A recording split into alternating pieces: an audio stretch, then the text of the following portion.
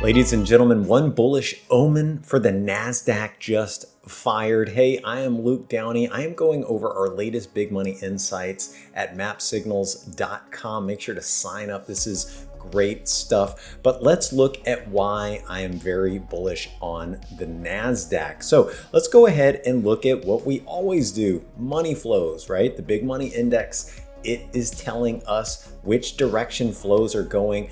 Over the past month, really since May, just had a huge month for stocks in May. Big money index has been going up. That's this yellow line right here.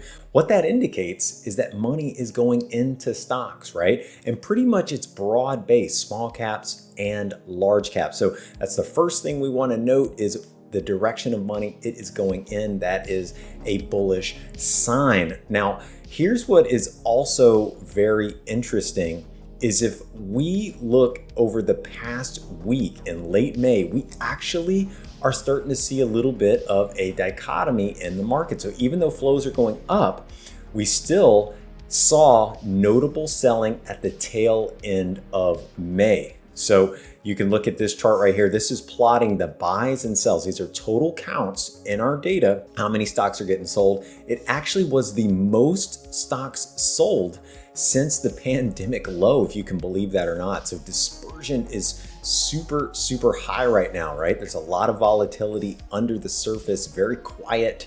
That's what's going on. And you know, a lot of people might be thinking, oh, this is a reason to sell stocks, but it's not. And to really talk about why we're bullish, I want to go back to where we were back in November. If you guys remember, let me go to this post right here. We talked about technology. This is November 9th of 2013, that technology is set to explode, right? The big money index was oversold.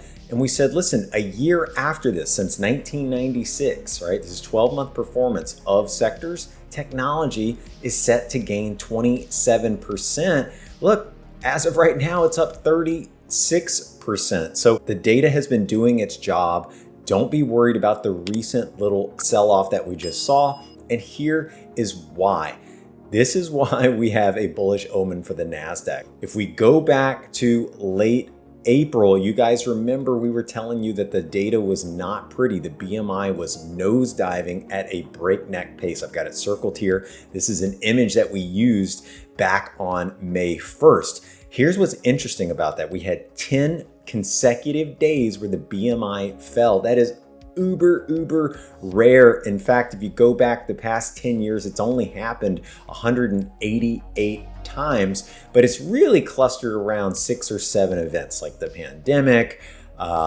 2018, we had an issue there with stocks, but here is the deal. It just happened recently. Here's the forward returns for both the NASDAQ 100 and the S&P 500 when the BMI has a 10-day consecutive decline. Listen, you should just print this sucker out, put it on the refrigerator, look at it every single day.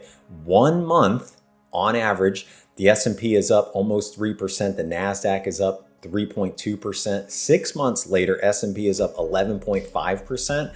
The NASDAQ is up 16.2%. 12 months later, ladies and gentlemen, 18% gains for the S&P 500, 27.4% for the NASDAQ. And then 2 years later, no one wants to think in 2 years, but that is how you make huge money in the market. You got to hold them.